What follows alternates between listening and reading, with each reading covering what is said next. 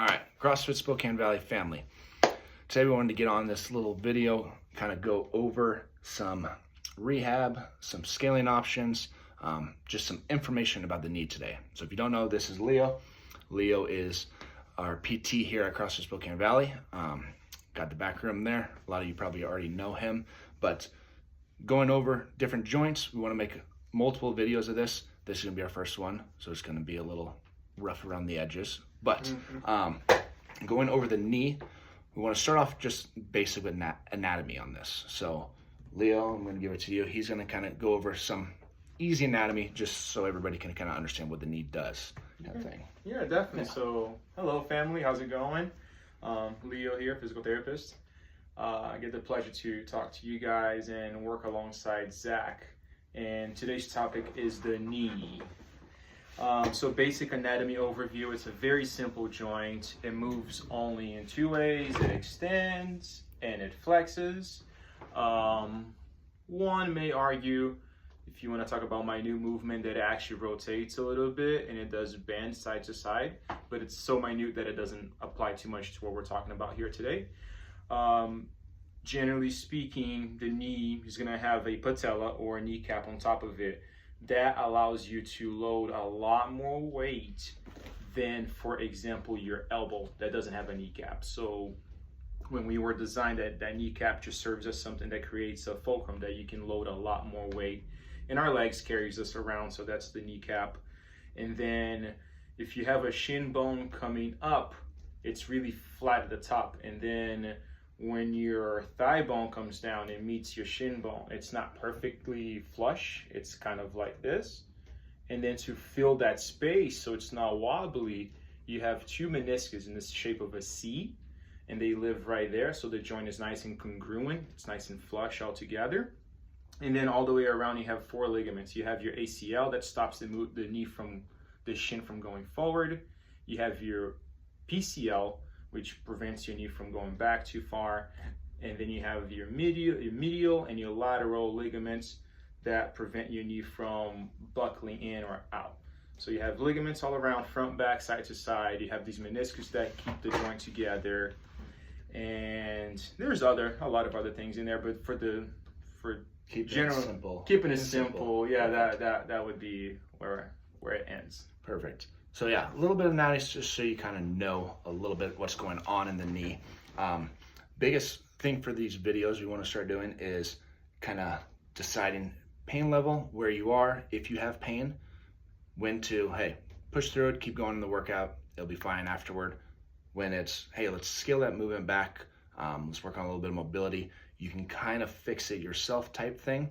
And then when it's like, stop what you're doing, let's get some mobility going, when you go see a professional, when you go see Leo. You know, I have a lot of things that I can throw at you to help recover the knee, but Leo, that's his profession, that is what he specializes in. So making sure when he gets to a certain point, it's like, go see Leo, go see a PT, make sure he can go deeper into the issue that's going on right there. Yeah. So kind of going over that with Leo, we just had to talk about it. Pain level 1 to 10. So you're in a 1 to 3 level. It's kind of one of those you can keep going through. And 1 to 3 would feel more like a tightness, soreness. Yeah, I mean, 1 to 3, some people may consider mild pain, right? Mild discomfort. And I think all of us have some kind of 1 to 3 pain somewhere in our bodies at all times, right? Especially us active folks. When it comes to the 1 to 3 pain, later on, we're going to have little tidbits that you can see some exercises that you can do to complement that and hopefully fix whatever's going on so they have no pain. But yeah, 1 to 3, usually not a big deal. A big deal. Yeah. Some soreness, a little bit of mobility on your own usually will help that go away. Once you get to that, 4, 5, 6-ish range, that's when, all right, every time I squat with heavy weight, my knee starts bothering me. All right, let's get rid of the weight. Does that fix the problem? Yep, no issue. All right, so now let's start scaling those movements back. Let's start adding in some mobility. This is a good time where a lot of times you can do some extra mobility to fix the issue. This would not be a bad time to go see a PT, go see Leo at this point. Get ahead of it before maybe it starts to get up to that higher range. Like I said, scaling back would be more, okay, my knee hurts every time I squat with load, or Yeah, exactly like you said, a 4 to 6, if you can make modification, the pain goes completely away or significantly moves down from a 4 to like a 1, then seeing me may not be a necessity, you know? Now, it's a 4 to 6, and you can kind of modify, but the second you get back to it, it's still a 4 to 6, and for that moderate pain never goes away, probably a good idea to have somebody take a look at it, just because there could be a mechanical underlying issue, and that'd be a great time to fix before it progresses and becomes harder to fix. Yeah, and that'd be a great time to start adding in, you know, PT drills or accessory work at the gym, getting those movements. Hey, we're not going to squat today. We're going to do these 3 things instead of squatting. We're going to do that for 2 weeks. Hey, it's starting to go away. Great. We've kind of fixed the problem or started to fix the problem type thing. And then obviously the 7, 8, 9 is something where you get to the point, hey, I don't want to squat because my knee hurts. If you get to that point, there's no reason to squat. Let's figure out what's going on. And again, us as coaches across Spokane Valley, a lot of us know a lot of drills and PT drills that you can do, but this is the time when, hey, let's go to somebody that's professional, somebody that can really dive deep, look into exactly what's going on, make sure it's not a tear or anything worse that might need surgery down the road type of thing. Definitely, that's a great segue in talking about what might be going on with your knee, right? Generally speaking, and again, this is just in a nutshell, pain with squatting or going upstairs tends to be patellofemoral pain syndrome. PFPS, I guess would be the acronym for it. Yeah. And you're going to feel that more in the front of the knee? Great question. So you're going to feel that probably all around the kneecap or the patella.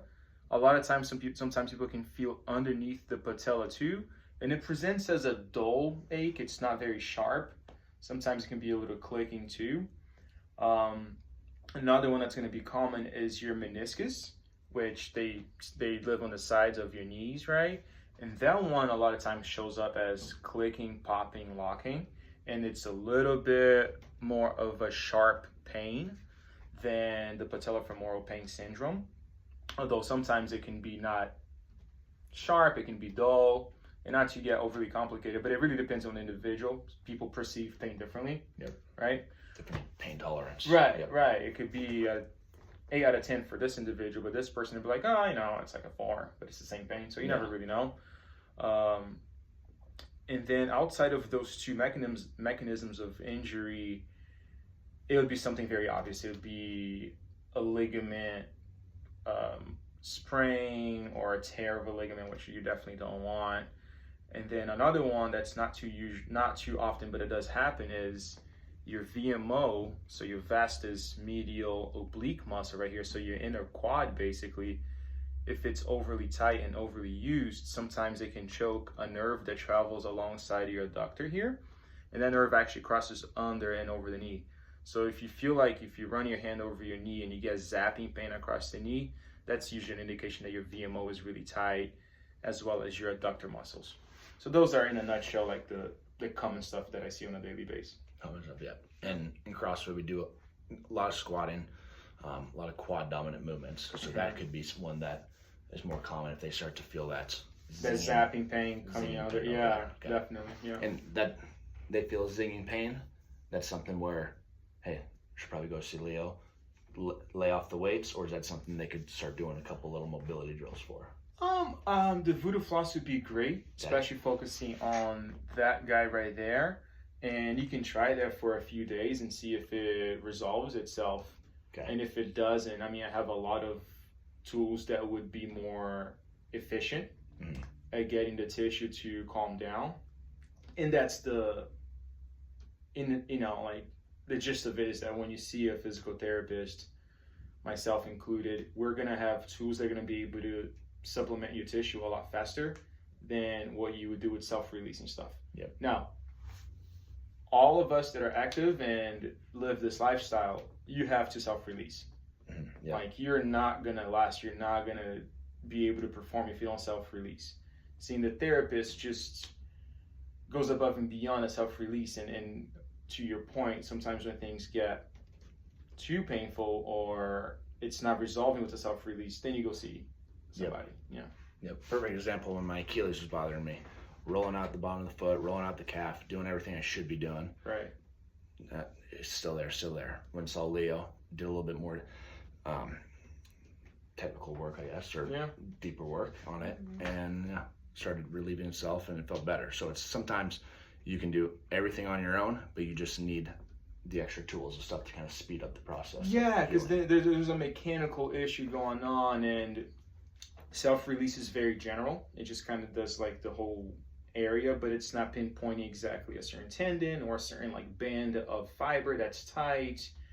And myself, I have quite a few tools. Needles is one of them for with dry needling, and you can get very precise and get great results in getting the tissue to finally calm down. Yeah. Needles. I hate needles, but they work. And then one other thing I kind of wanted to go over briefly, we are going to make some quick little videos of some stability drills and some soft tissue mobility drills that you can do throughout the day, do throughout the week if you are having some knee pain. A big thing that people have asked me before, and PT, CrossFit, everybody has a different opinion about it, is squat form, squat technique. And it all depends on the person. So you might see someone with their knees way over their toes, ass to grass, they feel great, they lift weights, perfect. Everybody's anatomy is a little bit different. In CrossFit, we're always getting on you guys about, hey, get below parallel, squat as low as you possibly can. There are situations where, no, let's not do that for a while. Let's squat right above parallel. Let's work on getting the posterior chain a little bit more active as we're squatting, and then we can work our way to that ass to grass squat kind of thing. But like you were going over earlier, patellar tendon pain, if you're starting to have that, sitting back more in your squat, keeping the shins a little bit more vertical, and even just working on, hey, let's squat to a box, really focus on maybe that torso is leaning forward a little bit more, but you're sitting back more on there, instead of, hey, let the knees go forward, sit straight down kind of squats. Yeah, that's right on. When dealing with meniscus pain, patellar tendon, patellofemoral, quad, all that stuff lives in the front of your knee, and your meniscus are on the sides. Yes, meniscus would be a little bit of a different story. So it's very simple to conceptualize this, because as you have all these things in front of your knee, if you're going way forward when you do a squat, you're compromising those tendons, those ligaments, So you'd want to do a squat without translating so much forward, so that it's not repeatedly aggravating whatever you're dealing with, right? So if you keep aggravating something, it will never heal. Yeah. So it just gives you a chance to keep your activity without damaging the structure. Yeah, right.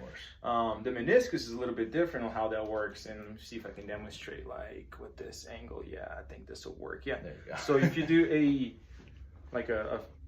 if you're translating forward with a squat, like that's kind of happening, and you can't forget that there's going to be a meniscus in between your two bones there, and it's going to be getting pinched at the end there. That's if you have an issue, right? Whereas if you do a posterior dominant squat, it's putting less tension on the meniscus because the door is open as opposed to squeezing it out. And the meniscus, that would be your knee. Your meniscus would be going across. Maybe the meniscus would be in between. In between, yeah. Great question. So like if you were to do like a little C, the meniscus would be living right there, right? Perfect. So that would be squeezing it. Yep. This would be moving without squeezing it as much. Gotcha. Yeah. Perfect.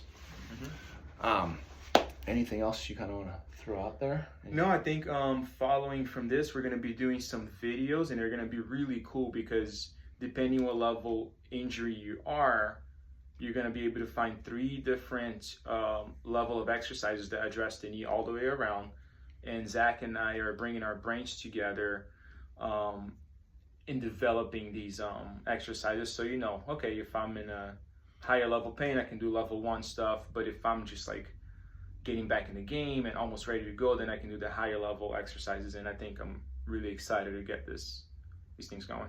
Perfect. Yeah. So like we said, we'll kind of get those videos going, share them with you guys. And our goal is to, get as many videos, different joints, different muscle groups, different issues we're seeing injury-wise inside the gym, just to make sure that when you come in, you can get a good workout, injury-free type of thing. So very cool.